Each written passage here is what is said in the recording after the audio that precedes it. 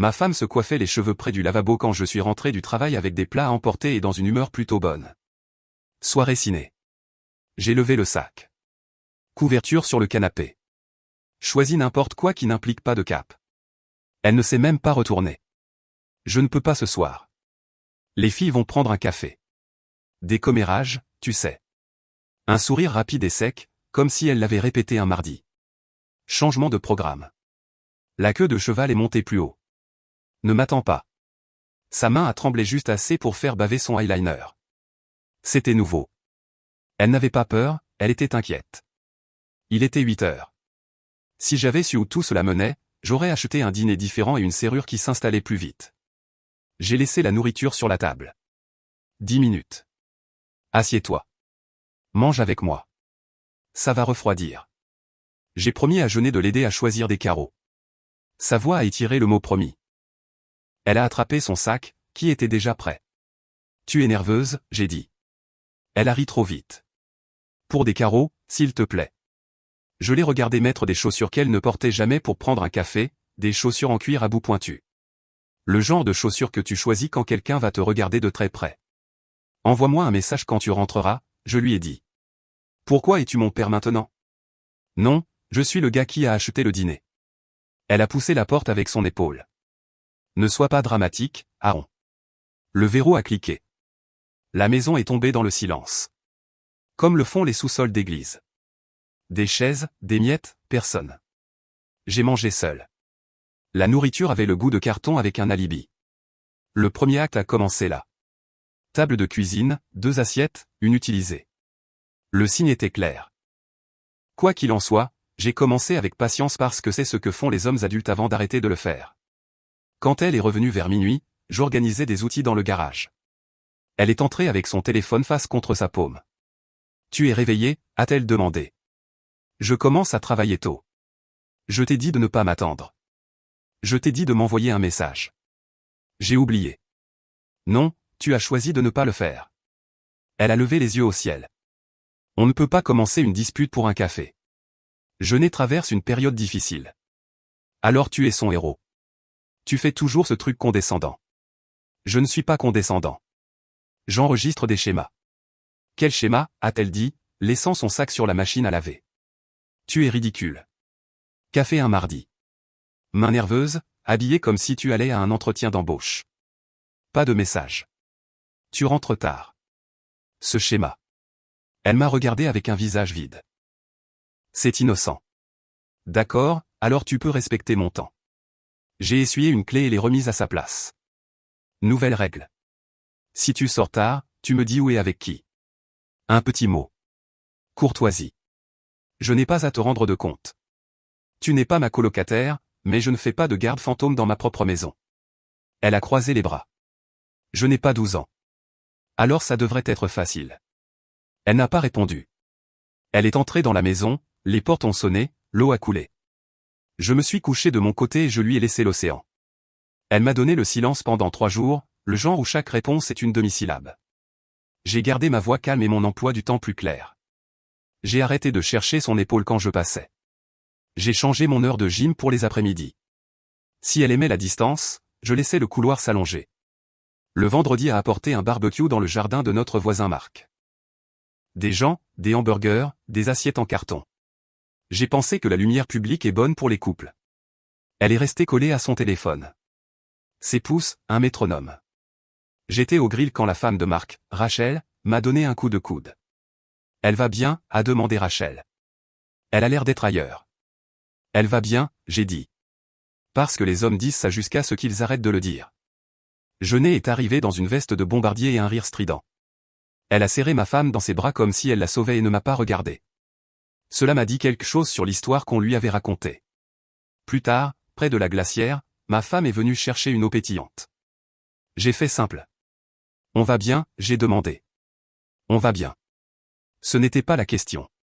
Elle a ouvert la canette. Arrête d'être si intense. Ce n'est pas de l'intensité, c'est la base. J'ai élevé la voix juste assez pour que Jeunet l'entende sans faire de scène. Si tu veux une vie nocturne, planifie-la. Dis-le-moi. Pas de drame. Les sourcils de Jeunet se sont arqués. Le sourire de ma femme s'est crispé. Maintenant, il y a des règles publiques, a-t-elle dit. La clarté publique fait gagner du temps. Elle a ricané. Tu ne possèdes pas mes heures. Je ne possède pas les miennes et je ne les prête pas à des points d'interrogation. Ça a fait mouche. Je l'ai vu dans la façon dont elle a regardé Jeunet. Aide-moi. Jeunet a fait semblant d'examiner une serviette. Nous avons mangé. Les hommes ont discuté de sport. J'ai pris un appel de mon contremaître, Pip, à propos de la livraison de lundi et je l'ai fait traîner. Ce n'était pas une tactique. Je me sentais simplement mieux de parler à quelqu'un qui ne transformait pas une conversation en un labyrinthe. Quand nous sommes rentrés à la maison, elle s'est adoucie pour la première fois en une semaine. C'était le tournant, bien que je n'ai pas eu les mots pour le décrire avant plus tard. Elle se tenait dans l'embrasure de la porte de la chambre avec ses cheveux détachés. J'ai entendu ce que tu as dit sur le temps et la courtoisie. Tu as raison, a-t-elle dit. Cette semaine a été un gâchis. D'accord. J'aurais dû te parler du café, et Jeunet avait besoin de moi. Jeunet a toujours besoin d'une scène. Ce n'est pas juste. C'est exact. Elle s'est assise sur le bord du lit. J'ai été stressé. Le travail, la santé de ma mère. Tu n'as pas dit. Tu étais occupé. J'ai pris le temps. Tu l'as manqué. Elle s'est mordu la lèvre. Laisse-moi me rattraper. Comment? Dîner demain, juste nous deux, sans téléphone. Je l'organiserai. J'ai hoché la tête une fois. D'accord, fais-le. Elle a glissé une main sur mon genou comme un drapeau de trêve. J'ai soutenu son regard et j'ai laissé le silence parler. Nous nous sommes endormis avec un traité de 2 pieds entre nous. Elle a planifié le dîner. Un petit endroit en ville. Lumière de bougie, chaise de bistrot bancal. Elle était présente. Nous avons parlé comme des adultes. Elle a posé des questions sur le nouveau fils de Pip. Elle a ri de mon histoire de chariot élévateur. Quand le serveur est venu avec l'addition, elle a posé sa carte en premier. Ne t'évanouis pas. Je plaisante. Notez, j'ai dit. Garde les reçus. En allant à la voiture, elle a glissé son bras dans le mien.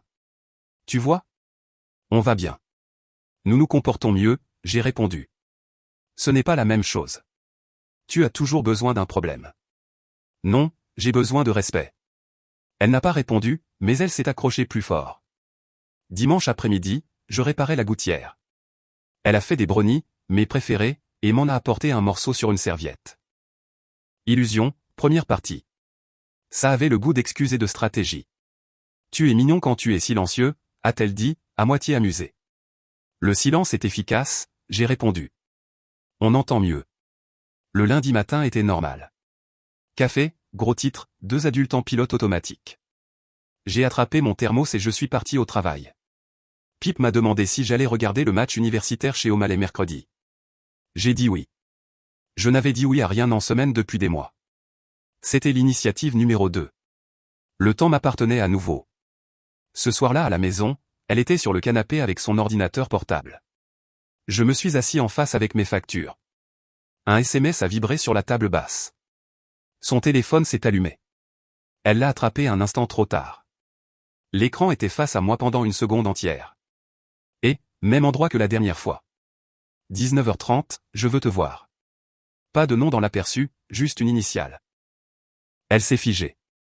Puis elle l'a verrouillé. Elle a posé le téléphone sur un sous-verre comme s'il s'agissait de métal chauffé au rouge. Qu'est-ce que c'est? J'ai demandé. Calme, trop calme. Rien, rien. Des messages à 19h26 avec une heure et un lieu. Elle a fixé l'écran de télévision vide. C'est un collègue. Il traverse un divorce. Il veut des conseils, je suis gentille. Les hommes ne demandent pas de conseils tard le soir à des femmes mariées. Ils demandent à des thérapeutes ou à d'autres gars.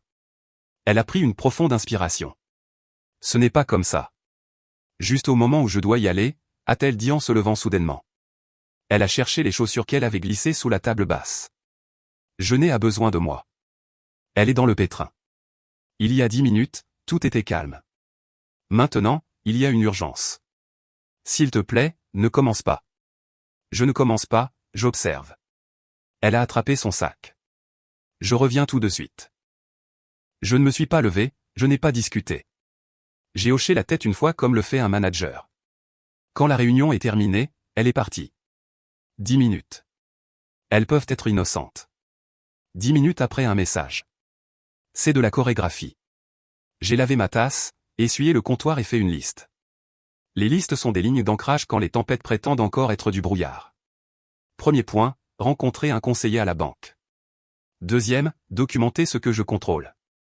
Maison, camion, retraite, l'équipement de l'atelier que j'ai acheté avec mes propres chèques. Troisième, respirer. Je n'ai pas bien dormi. À l'aube, je suis allé chez Pipto et je lui ai dit que j'arriverais en retard. Il m'a regardé par-dessus le capot de son camion. « Tu vas bien ?» a-t-il demandé. Je fais des ajustements. Besoin d'un canapé. Non, j'ai dit, j'ai besoin d'un notaire. Il a grogné, ce genre de lundi. C'est exactement ce genre de lundi. À la banque, j'ai déplacé les économies sur un compte sécurisé et séparé à mon nom. Cet argent représentait des années de samedi en heures supplémentaires et la vente d'un bateau que je n'utilisais jamais. Je ne le cachais pas. Je protégeais ce que j'avais construit. J'ai mis à jour les bénéficiaires. J'ai demandé de nouvelles cartes. J'ai programmé une conversation avec un spécialiste pour le lendemain matin, sans drame, une liste de contrôle. Je me suis arrêté au bureau du comté. Les papiers ont une façon de régler les arguments que les mots ne peuvent pas. J'ai rempli des lignes. J'ai lu les petits caractères. Ma main ne tremblait pas. Le commis, un gars aux cheveux grisonnants et aux lunettes pratiques, a tamponné ce qui devait être tamponné. Il a dit, « Vous êtes sûr ?» Oui. Il m'a regardé comme les hommes se regardent quand l'un d'eux coupe une corde. D'accord. Puis, quand je suis rentré à la maison, elle parlait au téléphone sur le porche, de plantes avec quelqu'un. Voix légère, blague théâtrale. Je suis passé devant elle, j'ai laissé le dossier dans mon bureau, j'ai ouvert mon ordinateur portable et j'ai commencé à séparer ce qu'elle pouvait toucher de ce qu'elle ne pouvait pas: abonnement, service, mot de passe, case coché, accès élagué. Je n'étais pas punitif, j'étais propre. Si elle voulait une liberté en solo, je la lui laissais proprement. Cet après-midi-là, elle a essayé l'illusion, deuxième partie.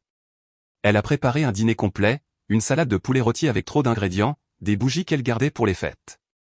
Elle portait un pull doux que j'avais l'habitude de complimenter. Je voulais faire quelque chose de gentil, a-t-elle dit, se tenant trop près du poêle pour être à l'aise. Elle a pris mon poignet. Nous avons été distants. Remettons les compteurs à zéro. Remettre les compteurs à zéro, c'est l'honnêteté, j'ai répondu. Pas de la chorégraphie. J'essaie. Alors regarde-moi dans les yeux et dis-moi qu'il n'y a pas un homme qui t'envoie des SMS pour te rencontrer tard le soir. Elle a cligné des yeux lentement. Tu es obsédé. Je vérifie.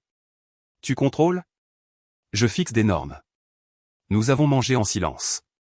Elle n'arrêtait pas de commencer des phrases et de les abandonner comme des caddies. Après la vaisselle, elle s'est assise à côté de moi sur le canapé. Sa main a glissé vers moi. Je l'ai laissée reposer sur mon avant-bras et je n'ai pas bougé pour la rencontrer. Tu es froid, a-t-elle murmuré. Je réponds à la même température. C'est mesquin. C'est un miroir. Elle a soupiré.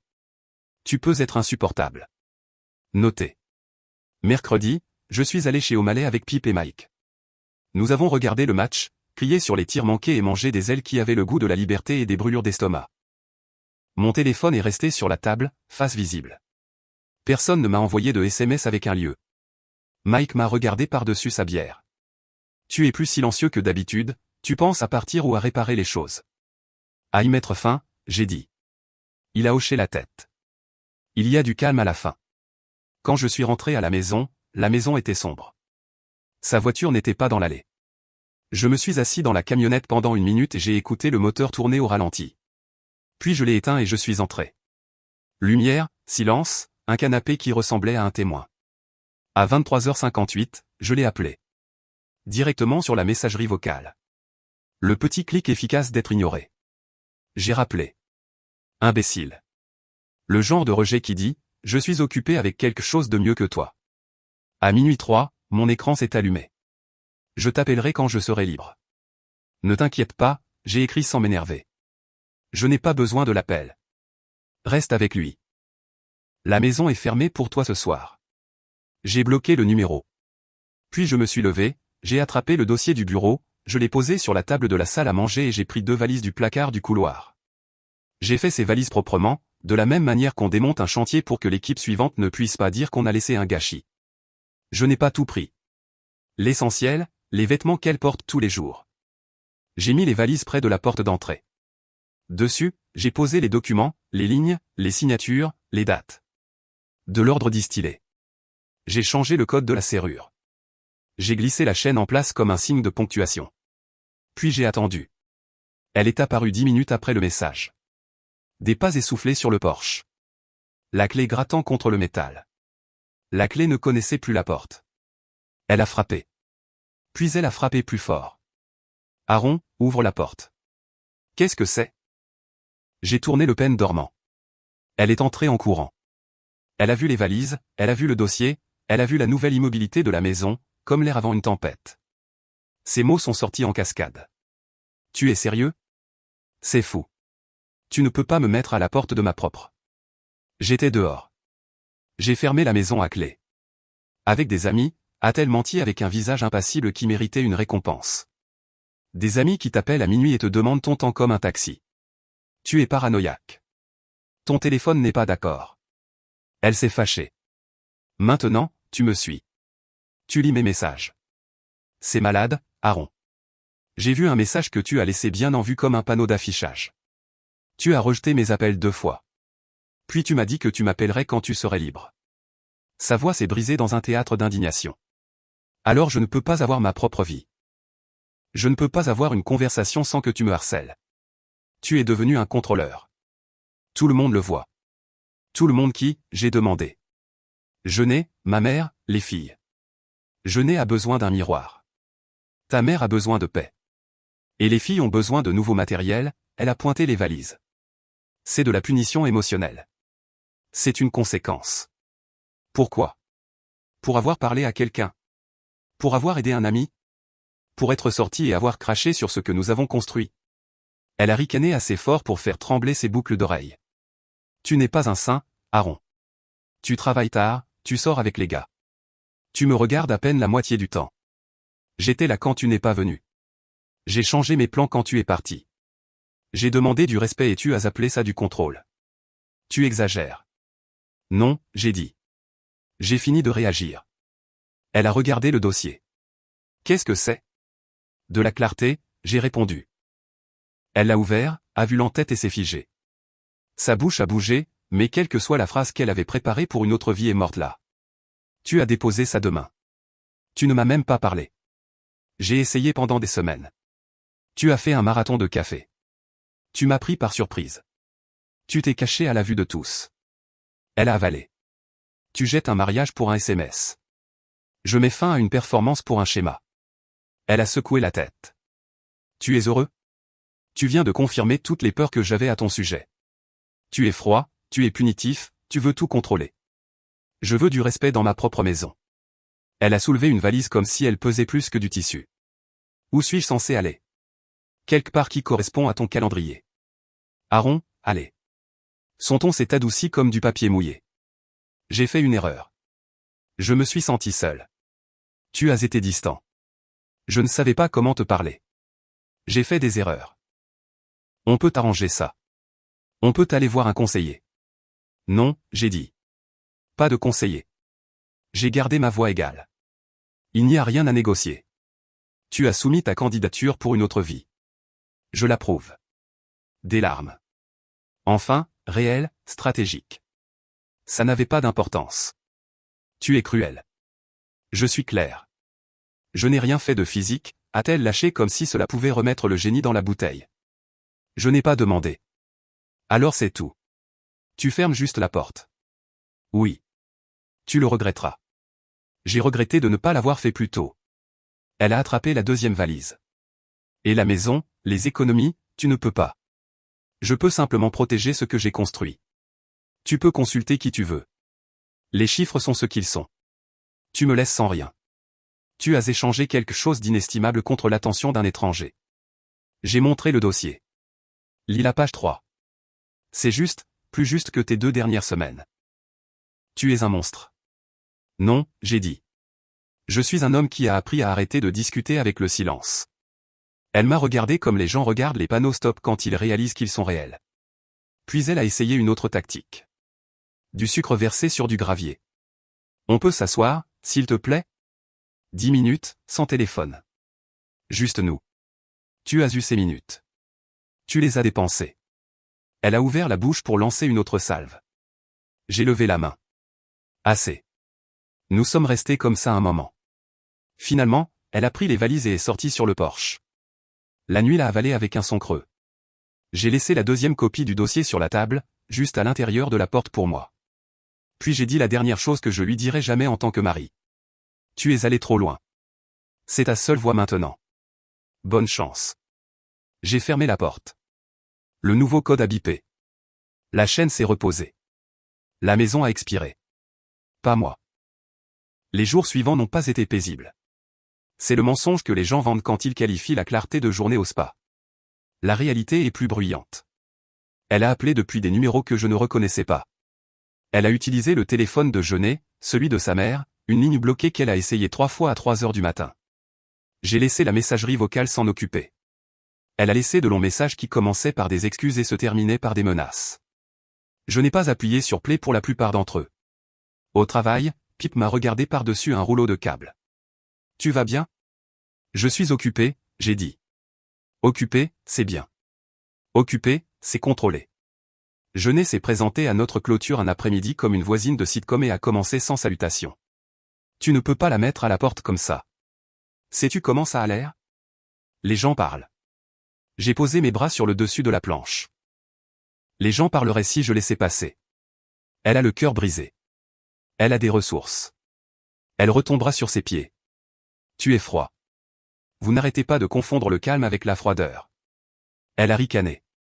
Elle a dit que tu pensais toujours à toi. Je pensais à nous, j'ai dit. Elle pensait à un public tournant. Tu es impossible. Et tu es renvoyé. Je suis rentré à l'intérieur. C'était ma limite publique. Témoigner. Simple. Le divorce a avancé tout seul parce que je l'ai mis sur des rails. Les chiffres ont été comptés. La maison était à moi avant que nous nous rencontrions. L'équipement de l'atelier a été payé par mon entreprise. Les économies que j'ai déplacées, légales et propres. Elle a essayé de discuter des meubles et des cadeaux de sa famille. J'ai tout gardé en ordre. Offre, contre-offre, signature. Je n'ai pas jubilé. Je n'ai pas échangé d'insultes. Je ne me suis pas rencontré dans des cafés pour en parler. Je lui ai accordé la même courtoisie que je demande dans la circulation. Clignotant, fusionné, continuer à avancer. Au milieu du chaos, ma voisine, Madame Patel, m'a trouvé près de la boîte aux lettres. Grand changement, a-t-elle dit. Ses sourcils contenaient de la compassion, pas des commérages. Nécessaire, j'ai répondu. La paix viendra. Pas au début, mais elle viendra. Elle avait raison sur l'ordre. Elle n'est pas venue en premier. J'ai gardé ma routine propre. Gym, atelier, maison. J'ai arrêté de cuisiner pour 2. J'ai gardé le lit à sa nouvelle taille. Quand des amis m'invitaient à sortir, j'y allais. Je ne demandais pas la permission à des fantômes. Un soir, Mike m'a entraîné à un jeu de questions-réponses au bowling. Une femme nommée Claire s'est assise en face de moi, a posé des questions sur ma camionnette et m'a corrigé quand je me suis trompé sur la capitale d'un État. Ce n'était pas une solution, c'était de l'oxygène. Je n'ai fait aucune promesse.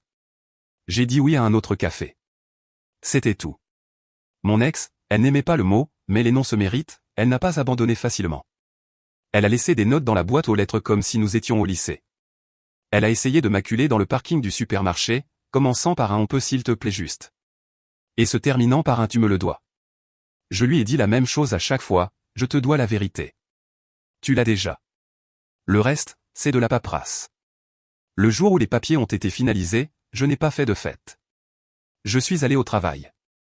J'ai fait mes 9 heures et je suis rentré chez moi sur une route qui avait l'air la même mais qui ne ressemblait pas à une boucle. Je me suis garé, je me suis assis 1 minute et j'ai laissé le silence être le silence. Je vois plus mes amis maintenant. Pas comme une distraction, juste comme la vie. Il y a une soirée poker dans le garage de Pip où la mise est petite et les histoires sont meilleures que les mains. Il y a des samedis où je passe devant la rivière sans que personne ne regarde une horloge. Il y a Claire, qui ne me laisse toujours pas tricher aux questions-réponses et ne me traite pas comme un projet. Elle me demande où je veux aller le dimanche et elle le pense. Les gens me demandent si mon mariage me manque. J'ai manqué la version pour laquelle j'ai signé. Celle-là était propre. La version que j'avais à la fin était une pièce de théâtre avec trop de doublures. Elle n'a pas eu la maison, elle n'a pas eu les économies. Elle a eu ce qui avait du sens et rien qui pouvait être transformé en prix. Je n'ai pas fermé la porte à sa vie, j'ai juste fermé la mienne à la sienne. Elle a déménagé dans un petit appartement de l'autre côté de la ville avec des murs fins. J'entends des choses de gens qui gravitent encore autour d'elle. La façon dont elle raconte l'histoire dépend de la pièce dans laquelle elle se trouve. Parfois je suis le méchant, parfois je suis le rocher contre lequel elle s'est jetée. Ça n'a pas d'importance, elle cherche de la sympathie. Je ne suis pas dans ces tribunes. La seule chose que je regrette, c'est le temps que j'ai passé à expliquer les bases à quelqu'un qui avait déjà choisi une autre classe. J'ai donné de la patience. Elle a donné des excuses. À la fin, je lui ai donné la seule chose qu'elle n'arrêtait pas de prétendre vouloir. La liberté. Il y a une phrase simple que j'ai scotchée à l'intérieur de ma boîte à outils maintenant. Un rappel écrit sur une fiche graisseuse. Ce n'est pas de la sagesse spirituelle ou quelque chose que vous imprimeriez sur une tasse. C'est pratique. Le respect est la première facture à payer. Quand elle n'est pas payée, vous coupez le service. Vous ne menacez pas, vous ne vous pavanez pas, vous ne comptez pas jusqu'à 3, vous le coupez et vous continuez. Ce n'est pas de la cruauté, c'est de l'entretien. Et la vie, il s'avère, fonctionne mieux quand vous entretenez ce qui est à vous et que vous arrêtez de subventionner ce qui ne l'est pas. Merci d'avoir regardé.